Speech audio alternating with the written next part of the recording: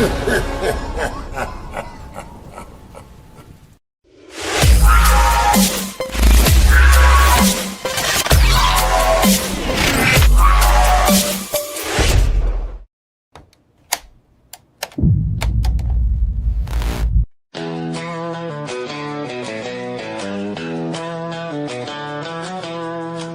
to the Indie Horror Junkie Podcast, where nightmares meet the light, shadows entwine. Tonight we dive deep into the horror scene, with Rod and Ricky in the asylum, Amy living the dream. Hear the howl of the night echo in your mind, where the rebels of fright, leaving no soul behind. Movers and shakers, we've got the scoop. Filmmakers and actors, they're part of our group. Indie horror lovers, gather all around, bringing the edge, where true tales are found. With every wound that bleeds, a story to tell.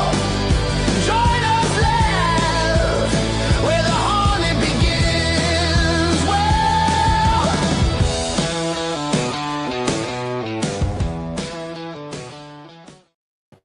What's up, junkies? Rod and Ricky in the house. Happy Wednesday. How is everybody feeling tonight?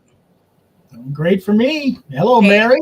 How's it going? So happy Wednesday, you guys. The junkies are back. We have another incredible podcast for you. We have the beautiful and talented actress, producer, Sarah Nicklin. You guys are going to want to stick around for this show. She's doing so much on the indie horror scene, and we can't wait to talk to her and get into all things indie horror. But first, how about some indie horror junkie news? Sounds good? All right, let's roll into it. First and foremost, we have our Indie Horror Junkie Film Fest submissions open at Film Freeway. We're going to be at MegaCon again. You guys know we're throwing a party, so make sure that you're submitting your full-length features and horror short films to filmfreeway.com/Indie Horror Junkie Film Fest. We have films rolling in, guys. We're watching these films. So much fun things are happening on the indie horror scene. So make sure that you come and be a part of this film festival again at MegaCon. Over 250,000 people. You want to join us. You want to hang with the junkies. You want to have your film scene. You want to come network and have a good time. So that's what it's all about. Make sure you get those in. We have issue number 20 of the Indie Horror Junkie magazine now available. That dropped on the 13th. We have the Pitchfork Retreat on the front cover. We have so many amazing articles inside. So you're definitely going to check that out. We have Buffalo Bill's house, The Last Sleepover.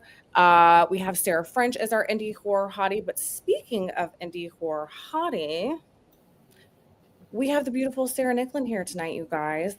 And we've previously had her in issue number 19 featuring Eileen Dietz on the cover. Just in-depth article on everything that she has going on, everything that she's been in, and just a look inside of, you know, the beautiful life of Sarah Nicklin and all things indie horror that she's doing. She's very busy, and again, can't wait to get into more of that tonight. Speaking of the magazine, if you guys want to advertise with us, hit us up at indiehorrorjunkie@gmail.com. We're always working a couple issues ahead. Our next issue is going to be at the beginning of the year in January. Joe, what is up? Thank you for watching. So if you have a project, if you want to knock in an advertisement, just hit us up. We'll let you know how we can fit it in. We want to work with you. We want to promote you. So indiehorrorjunkie@gmail.com. Make sure that you head over to our website to get issue number 20 of the magazine. We have a physical copy or the PDF copy, plus any back issues 1 through 20 available to ship. We want to give a special shout out to Tarot Cards, as always. Check out them at tarotcards.com. It's a free virtual horror film card trading app. It's so much fun. They're always highlighting, you know, everything indie horror, new horror films coming out, and they're such a big supporter of us. We want to shout out to them and give them some love as well. So make sure that you guys check that out on Google Play or Apple App Store. Mm-hmm. What else do we got? We got Reels of the Dead. Boom. We've been talking about it and we've been working on it. So we are in pre-production for this incredible new anthology from Indie Horror Junkie. We're going to continue to kind of give you guys some sneak peek info on that. We'll be filming in 2026. A fun horror comedy brought to you by yours truly here, Junkies in the House. And you're going to maybe see us on the big screen as well. I don't know. We're gonna give you guys some more updates on that soon. But first, before we bring out Sarah, we're gonna go ahead and roll out one of her trailers. It was a big hit this past year. Popeye the Slayer Man. We got to show a screening of this at ScareCon, and we're gonna give you a little sneak peek of that trailer tonight. So let's roll it out, Rick. There you go. What the hell is all this stuff for? It's the equipment I checked out for my documentary. Oh, is this that pirate man thing you were going on about in class? Sailor man. Tonight's the last night we can get inside. They're, aware of the charming stories circulating about this place. I don't believe in ghost stories. He's not a ghost. The Sailor Man is real.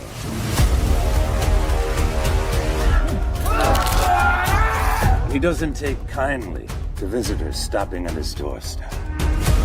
If she's just doing some school project, then why won't she just pick the phone up? Oh yeah? What should I do? She said they're going to be at the old candy factory, right? Let's go down there. Do you know why the factory closed down 20 years ago? There was a spinach contamination.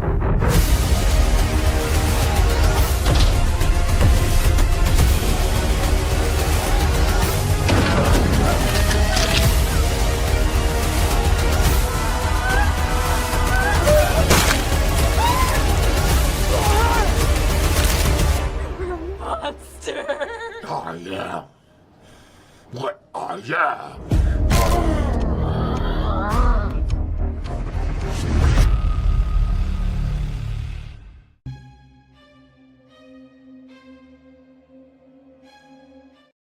My childhood is ruined.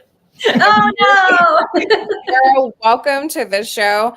Thank you so much for taking the time to join the Junkies. We know how busy you are. You guys, she just got done filming another project. We came and talk about it. So we'll have to bring her back on later just to get into that. But thank you so much for joining us. Thank you for having me. I know we've been working on it for a little bit, so I'm glad it's actually happening. Yes. So we're happy to work with you in that. We know you're busy. You guys, we got to see Sarah at ScareCon back in September, and she was there for the convention as the special guest. She was also there to promote Popeye the Slayer Man. You did some really incredible panels while you were there, Women in Horror. I got to sit in on that as well. So you just have a ton going on. We're going to get into all of it. Holy cow, that was intense. Yes, I know. It's a really funny film. And it's got some comedy aspects to it too. Tons of practical special effects. Let's just kind of go ahead and dive into Popeye the Slayer Man since we're coming right off of it. How did you get involved in this, and tell us a little bit about your role in this film? Sure. So I play Adrienne. She's kind of like the Drew Barrymore opening of the movie. I'm being chased by a couple of thugs, and I think it's a good idea to go and hide in this abandoned spinach factory that is haunted by Popeye, and things don't go so well. So it was kind of interesting because that's the first time I've done kind of like that cold open of a horror movie before, because usually I'm more like a lead or like a supporting character, and it was a lot of pressure, honestly, because when stuff's on streaming, we have so many different options now, and so if you're not within that opening the first couple of minutes, you're going to turn it off and go watch something else. So I thought it was really important to try to hook people and get them into that. I think you did your job, girl, because Popeye the Slayer Man is something that everybody has been talking about. You were so much fun to watch in it. So, talking about how that's a lot of pressure on set. What was it like, filming that intro sequence? What was it like working with the director on that and working with all those practical special effects to get those shots? It was awesome. The whole thing was awesome. Honestly, like it was, so I've been friends with the director and producers for a long time now. And that's also how I got involved in the project, because I was just texting with my friend who was producing the movie. And I was going to be in New Hampshire working on a different film at the same time when he was going to be doing Popeye. And I was like, let's get lunch. And and he was like, I'll do you one better. I'll put you in the movie. So that's how it works though, you guys. You know? That's totally how it works. So getting to work with my friends on set like that was super fun. And I had I'd worked with Kyle before, who was one of the producers, but I had never actually worked with Robert or Jeff, and Robert was director and Jeff was another primary producer. So that was my first chance actually being on set with them, which was great. And Robert knew exactly what he wanted, exactly where all the framing was going to be. We would just like walk through it and then go ahead and like give it a go and give it a take, and it all really, really smoothly. I think the effects came out really good. Like, they're so much fun. We're big fans of practical special effects. So when we got to see this, I got to, sneak in at ScareCon. I loved it. I love the smash, the, foot down on the head. Yes. Lots of head popping happening with Popeye with the arms. What do you think makes Popeye the Slayer Man stand out from other slasher films?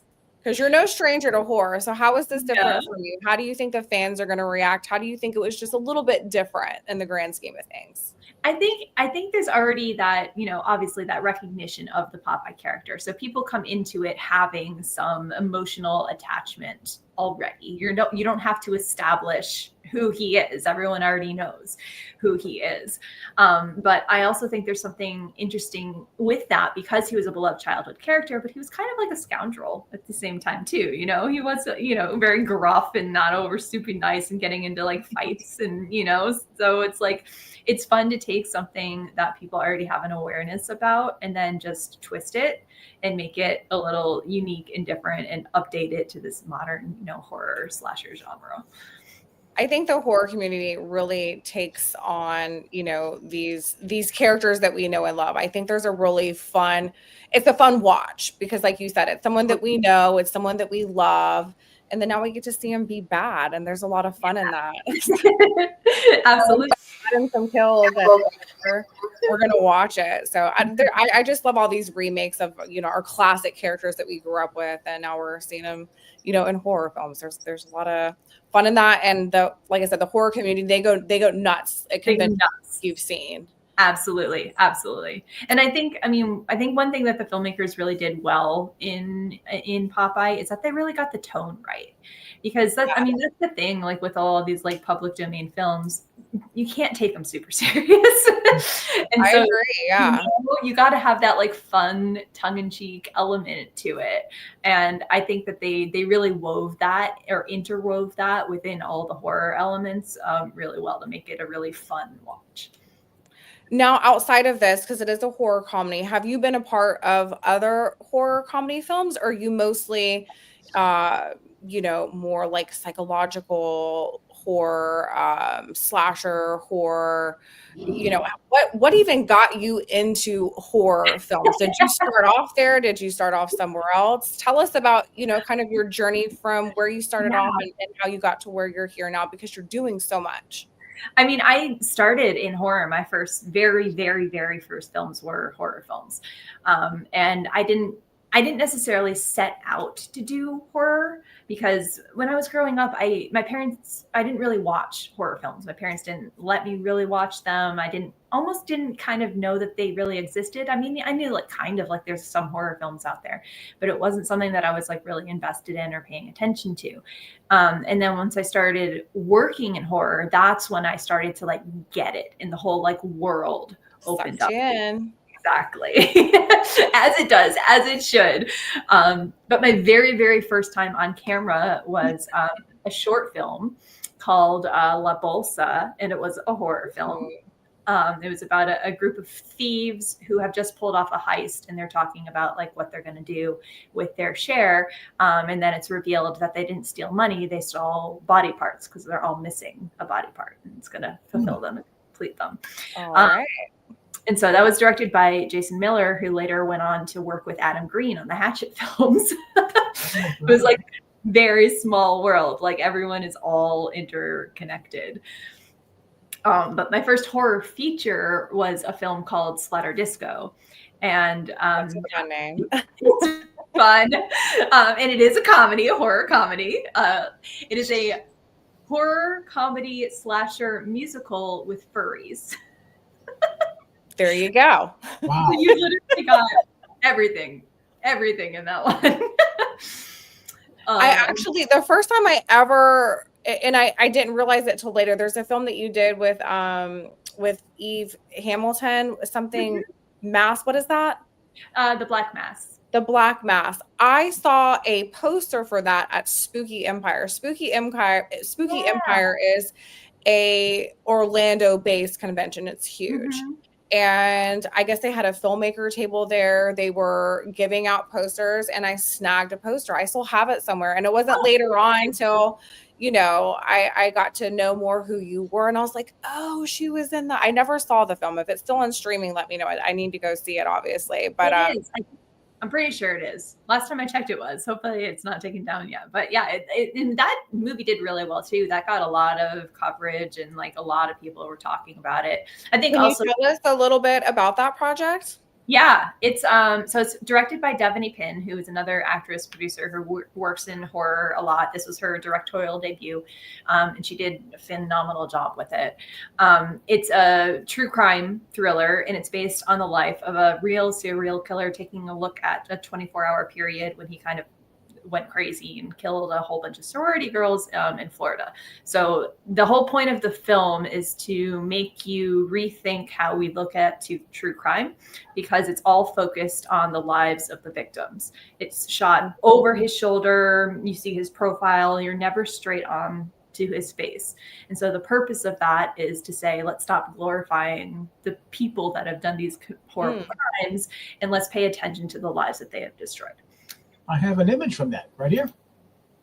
Yes, that's it. Yeah. So that was our LA premiere at the Cinema Lounge in Hollywood. Did you guys film that in Florida? No, we filmed it in Los Angeles. Okay. Is that where you're based out of? Yes. Yes. Okay. Because we're down in Florida. So I'm like, was it filmed here? Oh, no. I know Rick was asking me, he's like, what time zone is Sarah? And I was like, I don't know. Make it work. So you've played a lot of different characters across the board. Is there anything that you haven't played yet that you're just itching for? Like, is there a certain role or a certain character or a certain type of horror film that you really want to dig your nails into? I think for me, it's more like type of film than necessarily type of character, because I just want to work on really good projects with like really good scripts that have characters that have a lot of layers that really give you stuff to like do. That's really where I want to be on things like The Black Swan or Silence of the Lambs, or like things where there's just such incredible character work that goes into creating everything that you see on screen. So for me, it's more about that than necessarily like I want to play a mom or I want to play a villain, or because if you have a character that's multi-layered, there's little pieces of everything in that. And that's a lot more fulfilling to me, to try to find those different emotional levels than necessarily being like a type, I guess, if you will. But I also usually play the villain, so it would be fun. I love that. So when you get a script, what's the first thing you kind of gravitate towards? The story itself and just making sure you can connect to the story, and then, leaning into the character? Or what is your process once you get that script?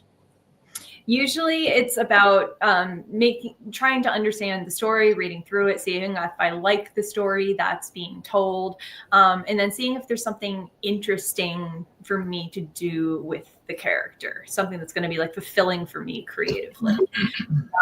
It's really hard to determine just based on a script, like if the movie is going to do well, if it's going to be sure. Like I was talking another podcast with the guys at Creative Kill last week, and they had interviewed the woman that was in the well in Silence of the Lambs, and they were talking about how everyone that was working on that movie, they thought it wasn't going to do well. It was going to be a flop. I was like, you never know. That's the thing, though. I mean, all the way back to Texas Chainsaw Massacre, they made that film and didn't think anybody was ever going to see it. Exactly. And like, that's the thing. It's like, you never know. Even when I went and did Popeye, I was like, okay, this is just like a fun one-off thing. I had no idea that it was going to like blow up as much as it did. So at this point, I have little Chi-Chi in the background. Like, he came to say hi. Welcome. We welcome the kitty cat here. Absolutely. So at this point, I've tried to be more analytical about it now than necessarily like having an emotional reaction if I'm deciding if I'm going to do a project or not. And I actually sat down and like thought about this for a little bit. Because it's such a big commitment. It takes up a good portion of your time for several months, you know? Yeah. So at this point, I'm kind of like, okay, am I gonna get some good like demo reel footage out of it, like something that's gonna look good that I would want to replace something that's already on my reel? Yeah, or something you don't have. Something I don't have, exactly. Or is it going to be like a resume builder? So there's something about it, someone that's attached to it, where it's a name that I could put on my resume that would be more impressive than something else that's already on there. Or it pays more than it should. You know, we all need pay jobs. So these are all great things to mention because it's the business aspect of what we do. Exactly. And there's a lot of people who watch our show number one, there's people who watch our show, every week that we love, they support us, but there's people watching the show tonight just because you're on it. And there's people watching the show that are in the industry, whether they've been in it for years or whether they're new. So a lot of people need to hear this and hear the business side of it. And, an actress like yourself who's been in the game for a while and they've established themselves, to hear these things, because not everybody knows, like, how do I, you don't have to say yes to everything. It's okay to be selective. It's okay to do what's right for like what should my next move be in my career? What's smart? All the things you mentioned, is this going to be, how is this going to be seen and projected to a crowd? And do I want to attach my name to that? And what am I going to get out of it? And does that serve me as an artist? And does it serve me as a person? Those are all really great points. So thank you for bringing those up, because we do have all kinds of people watching, and we want to touch on the nitty gritty background stuff too, because everybody's here, to learn and to, figure this out. And that's the hardest part, figuring it out, because there's no roadmap, there's no manual. You really just got to get out there and do it for yourself. Yeah. And Rick, let's show a couple of pictures. Let's get into a little bit more of our work. And then you can, when the pictures come up, kind of explain to us each project and your involvement in the character and things like that, and just promote your work and where we can watch it. Sure, absolutely. Oh, okay. So this is Garden of Eden. So this is a film that came out earlier this year. It's directed by Marcel Waltz, who I've worked with a couple times now. And this was a really challenging character. I really loved playing this role. So this is a mother of a child who was killed by a drunk driver. And I have the opportunity to get revenge on the person that killed my child. And so I have that internal conflict of, do I go through with it or not? So this one, I said yes to this because there's so much to do emotionally for that character. So I knew I was going to get good demo reel material out of it because I had a lot of things.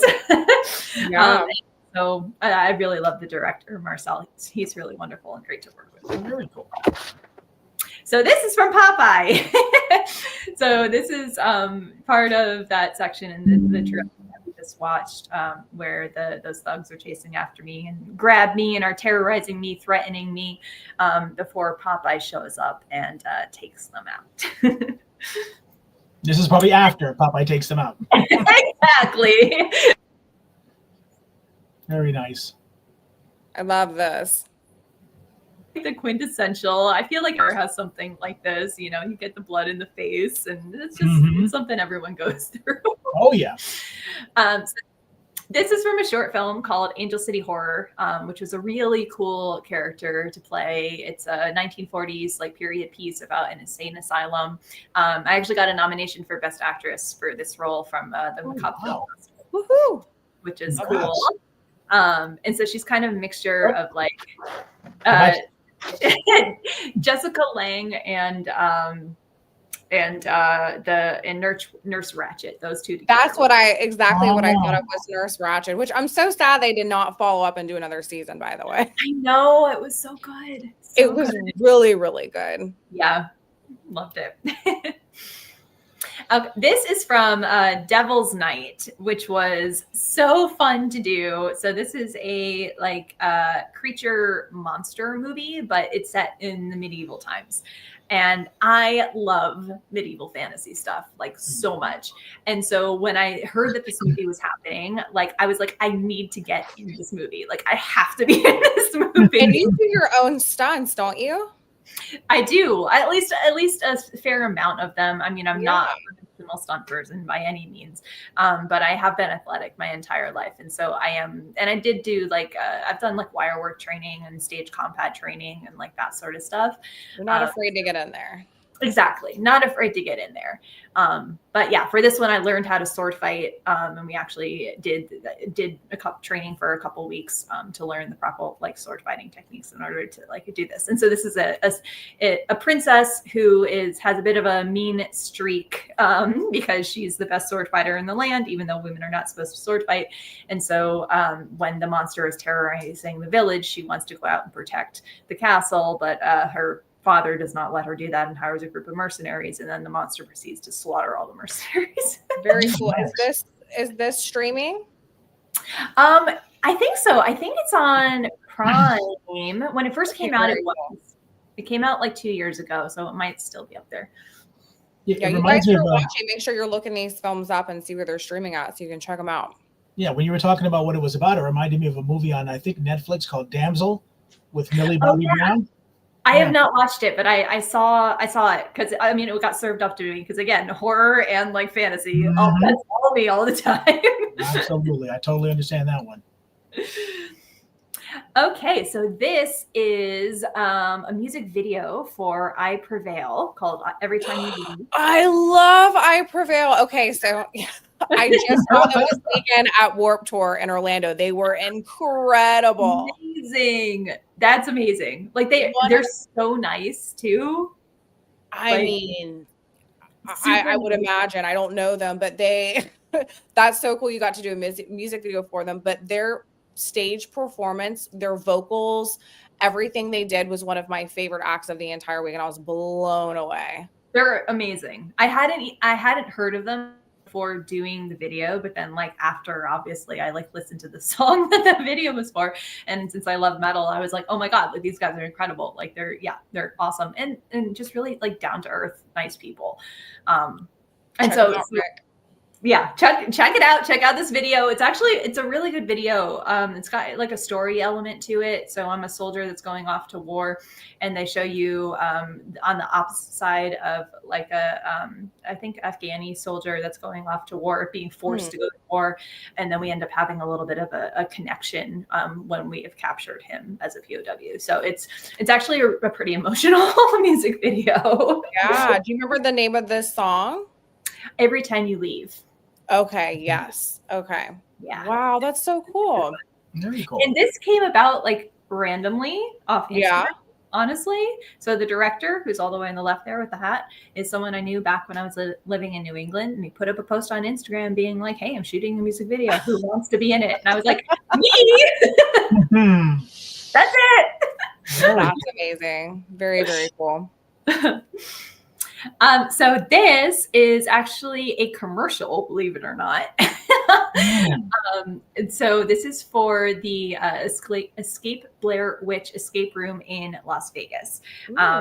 Which, have you been to Vegas and been to any of those escape rooms that they have out there? I have not been to any of the escape rooms. Oh my God, you need to go. They're incredible. So I'm friends with Jason. Look at that set. Yes, exactly. They are all like photo real. You could shoot a movie on them. So Danielle Harris, who's, obviously everyone knows from Halloween and horror. Yes, I do.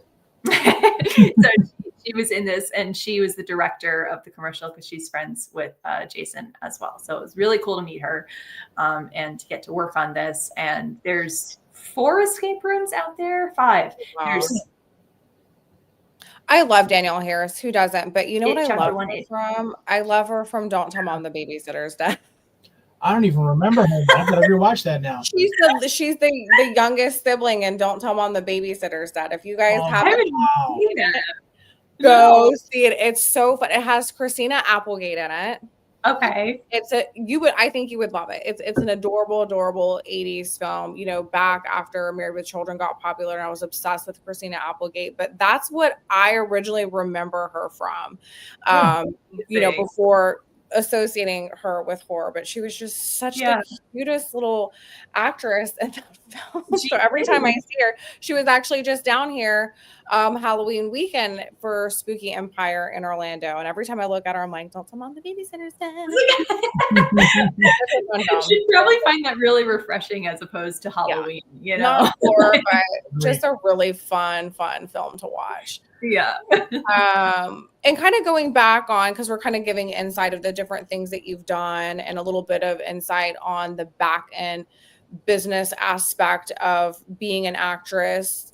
For those that are watching that are new to the industry or trying to, you know, break in as an actor in independent horror films, do you have any advice that you kind of just want to throw out there to them? I mean, I think the biggest thing is that you have to make opportunities happen for yourself. You can't just sit around and expect people to come to you or expect people to recommend you for other projects. You have to go out there, and it is a hustle. It is a non-stop hustle. And so constantly working on your craft, working on your connections, and working on your visibility within the genre. And I think it's really important to build up your resume as quickly as possible. That's what a piece of advice that I was given when I was first starting, which I found very helpful. And then just be really cool, because your reputation is everything in this industry. It is extremely important. So you need to be professional. You need to show up on time, do the job, don't be a problem, and be someone that people can rely on. And then they will recommend you for other projects or want to continue to work with you. Like that's really the main key of it. And I would also say, make sure that you're in it for the right reasons, that you actually love the industry and you love the craft. You're not in it just because you want to get famous, because that's not going to happen. Get it out of your head. Go do something else. If you don't love it, quit now. Save yourself.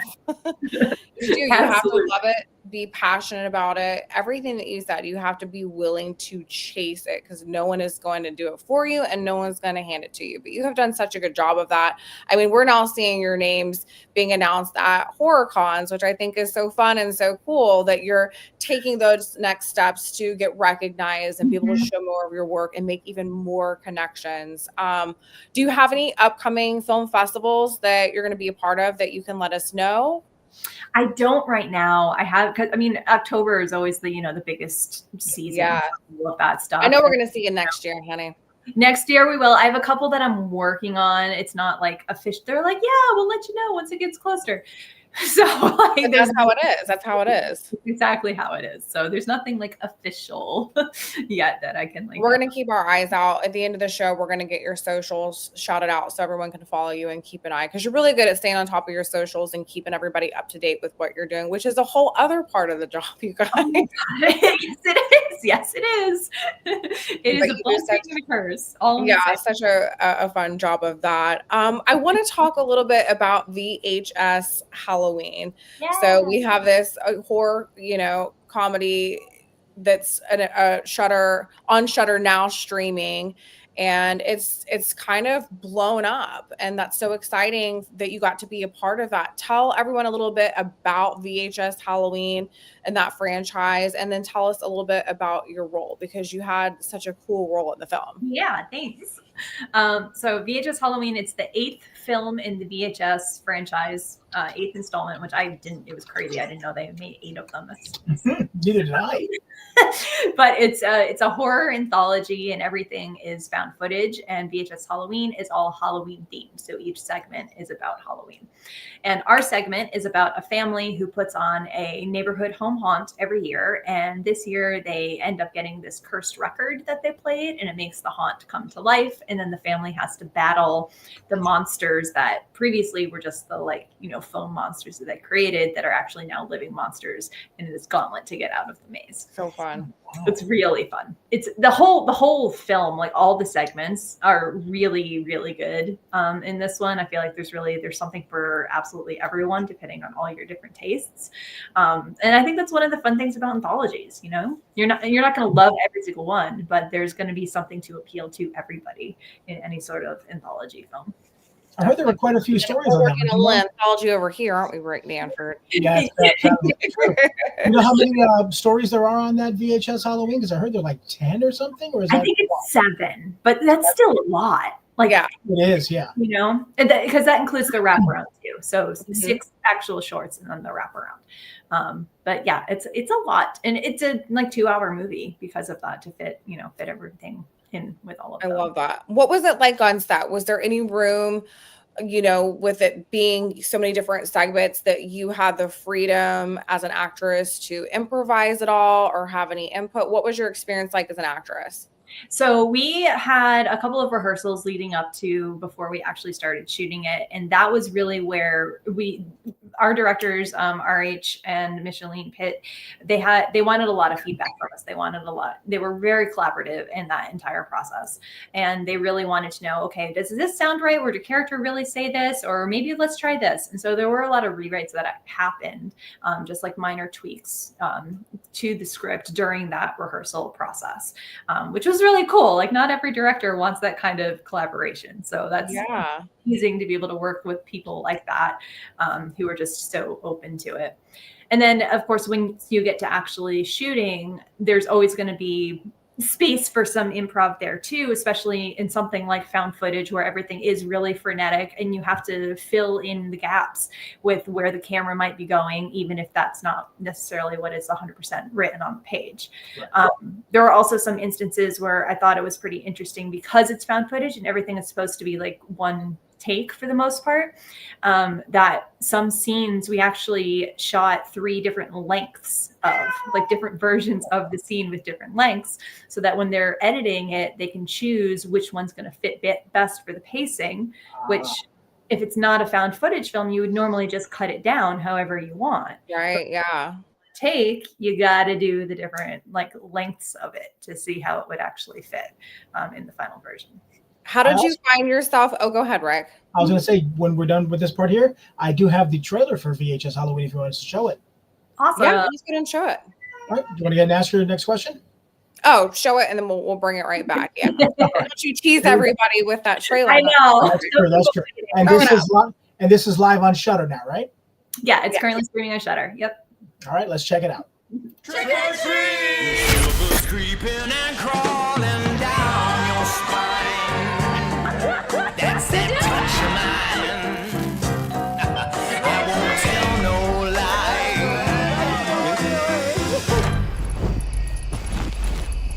Hello?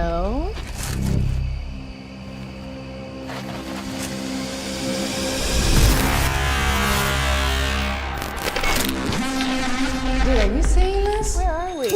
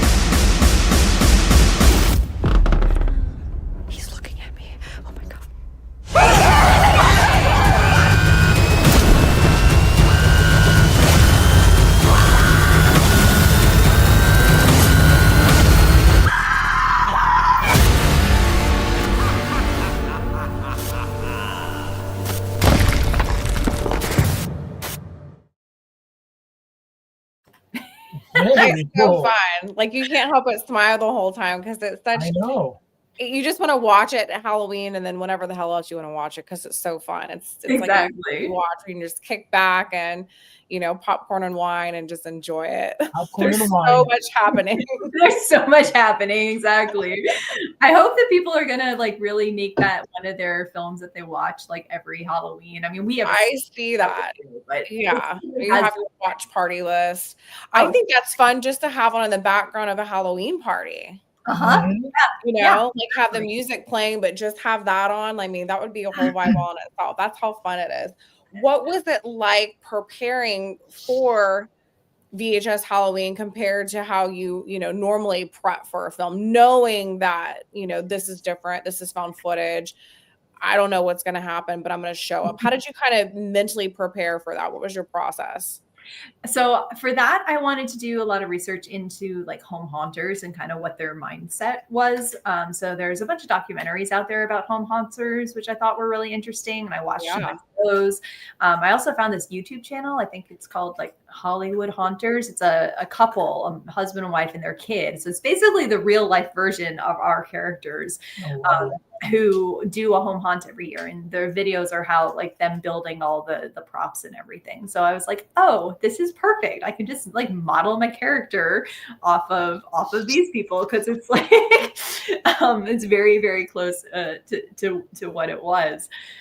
So I think it was just understanding the love and commitment that people have to building these haunts, which my husband and I do a big Halloween party every year, and we do a lot of decorating. We have those foam fake pumpkins that you can carve that they last. Yes. So we have like 170 of those that we buy. Wow. So like we're like mini home haunters. We're not. Sarah's the one after Halloween. She's pushing 4 carts full of those carvable pumpkins. That's me the day after Halloween. I'm like 2 carts, 3 carts full of all the sale stuff. Once they're on sale, you got to get them. We even would get the ones because like Target had them in teal, which was awful. Who would ever do teal for Halloween? Not in this house.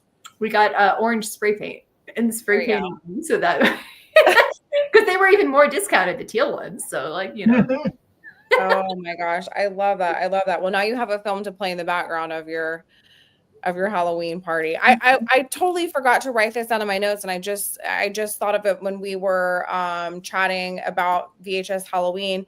You got to be a part of the Chainsaw Awards. I did, yes. Yeah, tell us all about that. That is so cool. That is so fun. So fun. So I was a presenter at the Chainsaw Awards, and I presented the award for best nonfiction series. And so this was my second time actually being a presenter, which was really cool because the very first time I did it, it was like, oh, Fangoria needs to like look you up and approve you and like all this stuff. And I was like, oh God, like is Fangoria gonna approve of me? You know, just like being involved in the awards ceremony, just like for that reason was amazing. And you're surrounded by such incredibly talented, notable people in the industry who are receiving the awards, who are hosting, and who are doing the presenting. So being invited to be part of that community was like kind of emotional.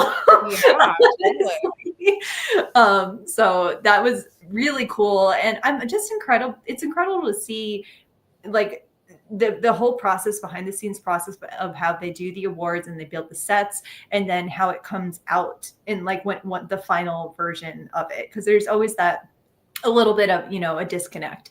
And so the award ceremony for this year, the set was actually built mostly out of cardboard boxes. But then when you look at it on screen, it's supposed to be like a space station, and it looks incredible. Like it looks like, I mean, it's just the magic of production desigin. And that was filmed out in California. So I'm sorry if it looks like I'm crying, you guys. There's something in my eye, and I'm trying not to die. Oh no! It looks like I'm crying. I'm just like digging my kitty cat claws into my eye. This happens every couple episodes, I swear. If you guys go back and watch like the YouTube, it looks like I'm crying half the time. My eyes are so sensitive. You know what it is? I love it so much. I hate wearing makeup. Rick knows this. I know. It's the makeup. It's just, I don't know what it does. It's the lights, it's the makeup, but I'm not crying about the Chainsaw Awards. It'd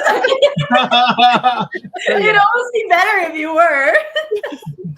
It's just so emotional and moving. But no, that I thought that was so cool. I was like, look at her doing her thing, you know, like you said, it's just another step in the right direction and making those connections and putting yourself out there and being vulnerable for them to say, like, you know, who is Sarah? I'm going to say no to her, because rejection is real and we face it every single day. But if you don't care and you do it anyways, a lot of times that's how the next door opens. Yep. Yeah. You have to keep going, have to keep putting yourself out there, have to keep taking these risks. And that for me, because I was very shy growing up, I was not a risk person. And so the reason that I think I started doing that is I had a crush on a boy in middle school who brought a gun to school and got expelled. Oof. And it was not loaded. He didn't take it out of his backpack, whatever. Sarah likes the bad guys, y'all. I mean, come on, who doesn't? But I was so upset that I had never actually like called him, even though he had given me his phone number, because I was too scared to do it. And so I made a promise to myself that I would never again not do something I wanted to do because I was too scared to do it because of that moment. So that is kind of what has at least initially fueled me to make those hard decisions and to do those hard things that I didn't really want to do, but knew that I should do. Yeah. If you do that long enough, it becomes a habit more so than something that you have to get over. And that's where all the growth happens. Like we get so, and it's not that we choose to be stagnant. You're always working hard for the next step, but sometimes it's like, where do I go next? You know? Yeah. Like, what do I want to get out of this? Where do I want to go next? Like, not what role was offered to me, what was presented to me. Those are all variables that are going to happen. But what do I want? And what do I have to do to make that happen? And you have to be taking those actions almost daily, whether you like thoughts and intentions and little steps at the time to make it happen. Going back to what you said earlier, no one's going to hand it to you. You really have to constantly be a part of your own daily hustle. And, you know, if you're not willing to do it, then don't expect a whole lot to happen. No. And then I think that's the thing specifically about the entertainment industry is that in order to be hired for something, you have to prove to people that not only that you can do it, but you're already almost like past doing it. And then someone will give you a shot. You have to be like so good at it that like there's no question, like you're almost tired of it. it's not like package. Exactly. Like you said, building the resume, you know, being, you know, on your craft, continue your craft. You can't just be like, yes, I'm an actress, and then never, you know, be outside of a script, not working on something. It's just the whole picture. And sound advice for sure. But you're doing such a good job at all those things. And that's why we keep seeing your face pop up. You're always popping up on my algorithm doing this and doing that. And I'm like, look at her go. That's why I reached out to you for Indie Horror Hottie. I was like, she's doing so much. Rick knows, you know, that Rick actually created the Indie Horror Hottie aspect of the magazine. Yeah. And I was, you know, like, this is amazing. Like, we can really make this something for the women, because it's not like, oh, you're hot and like you look great in that. It's like, no, what is she doing? What kind of moves is she making? What is her work? What is her attitude? Like we want to highlight the women who are just making waves. And to me, like, just because so much of my algorithm is indie horror and filmmakers, like you talked about, was it Mark Waltz that you had worked with? Marcel. Yeah, we had just worked with him on Brute 1976, doing a big, you know, feature in the magazine on that. And then one thing leads to the other, and I'm just like seeing these people, so I'm keeping tabs on everybody and who's doing what. One of the people I kept going back to, I was like, Sarah's killing it. Rick, we got to put her in the magazine. You're very sweet. But that's just, you know, one of the things about the brand that we love is being able to really focus on women in independent horror, whether you're filmmakers, writers, directors, producers, or you're doing it all, because you're also a producer as well. You do your own stunts. I'm sure we're gonna see more of you on other levels. Do you see yourself getting behind the camera at all at any point? I enjoyed the producing aspect of it because it is very like task oriented, and I'm good with that. I'm like, check. I can get this stuff done. Great. But more so just for projects that I'm acting in, because that really is where my main passion lies. I don't really have any interest in directing. That's always, a common question. People expect actors to go and be directors, but I'm like, I have like no passion for that. Like I want to act. I want to do the emotional work. That is what is appealing about it to me. And I don't have the kind of like vision that so many of these directors have to like make this cohesive project and like know exactly how everything's going to look and how everything works together. And like that is such an incredible skill, and so much is riding on your shoulders. I'm like, I will hire a director who is much better at it than I am, because I know where my skills lie, and that's not it.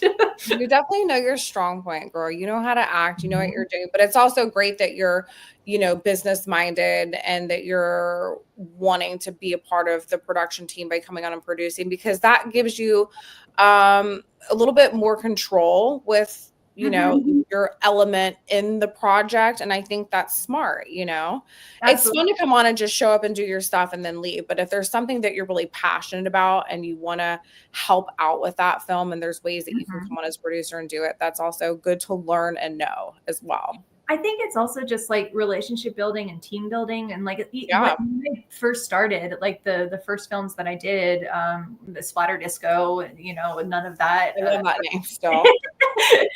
Back when I was living in New England with Richard Griffin, it was this like film family. It wasn't, okay, you show up, you do your scene, and you go home. It was like I sewed costumes. I held the boom. I held the bounce when I wasn't in the scene. And so I think that because that is like what I was trained on, almost, that like this film community family mentality, that's what I want to bring as much as they will allow me to every set, because that's honestly the frustrating part, especially when you're on like union sets. You can't touch anything. It's not allowed.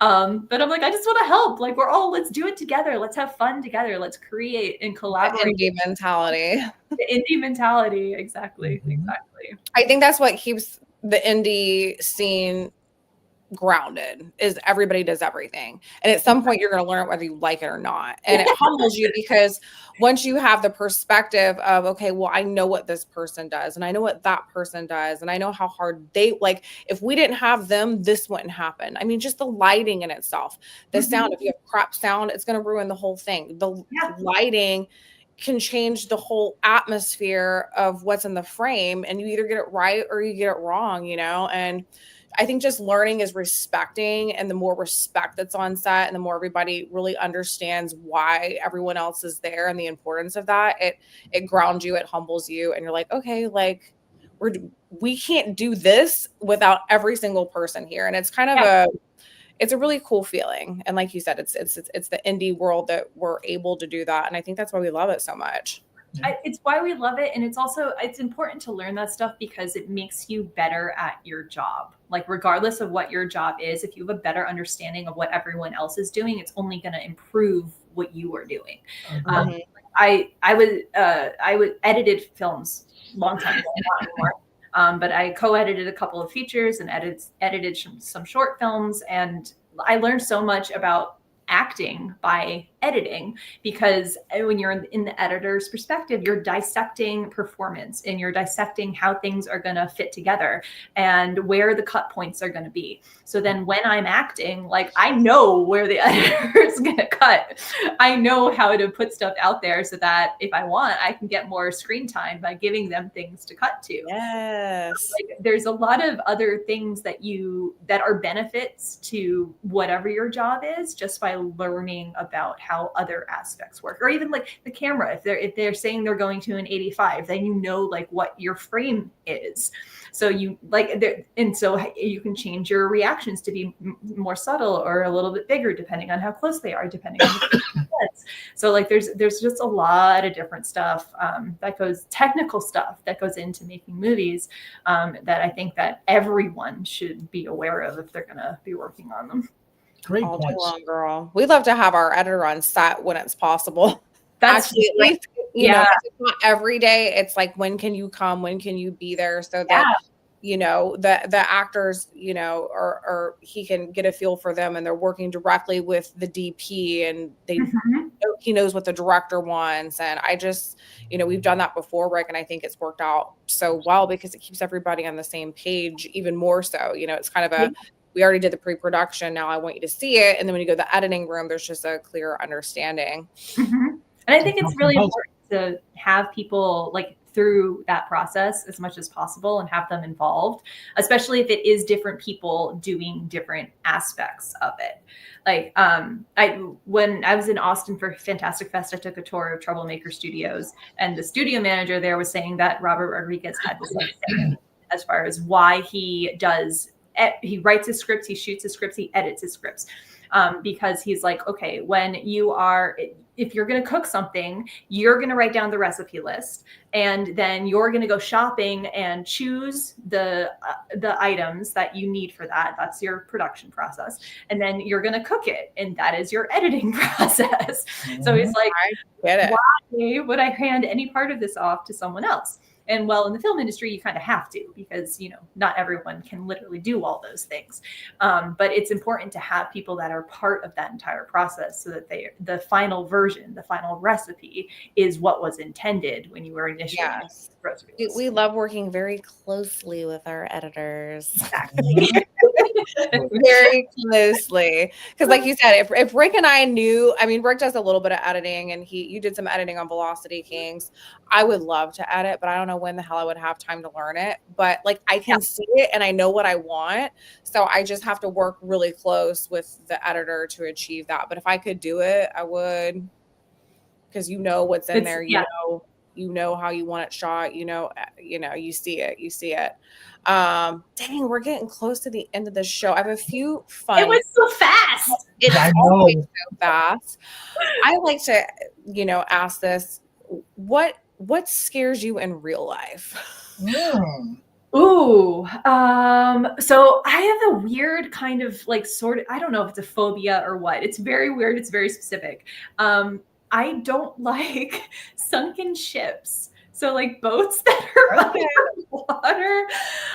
So I'm a scuba diver. So like sometimes you encounter that, or like looking at footage of like the Titanic, now that it's sunken. It just give you anxiety thinking about what happened. Anxiety, chills down my spine. I don't know what it is. I don't know if I like drowned in a past life. I'm like, it's just like, I mean, unusual reaction to seeing it. Just freaks me out.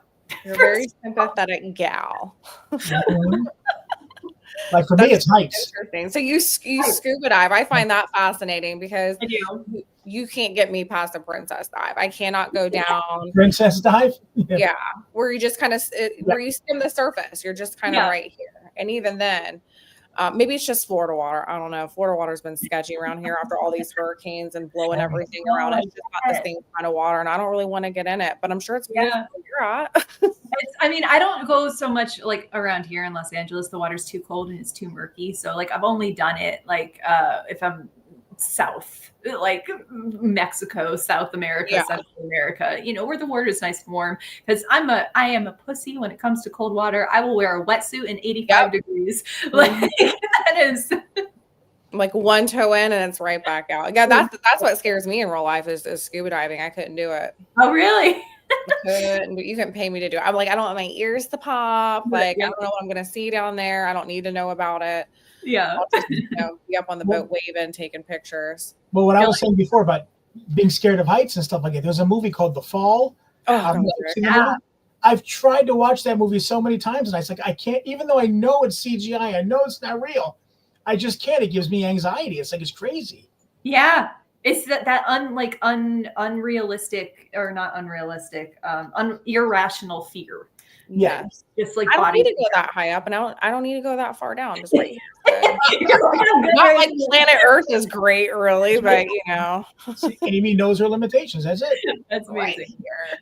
The Fall is a great film, though. Like if you're able to make it through, they actually did a really good job with it. I've tried. I even put it on my streaming thing to try and force myself to watch it. Haven't been able to yet, but I'm going to work on it. You're like piece by piece. I'll get there. Slowly. Yeah.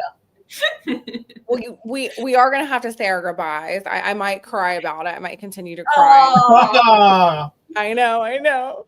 But thank you again, Sarah, for coming on. It's been so cool to get to know you more and to share your work and your journey with the indie horror community here through Indie Horror Junkie Podcast. We know you have more to talk about, so we might have to bring you on later. But we're just super excited to have you part of the Indie Horror Junkie family, and we can't wait to just keep in touch with what you're doing. So let everyone know where they can follow you and follow what you have going on.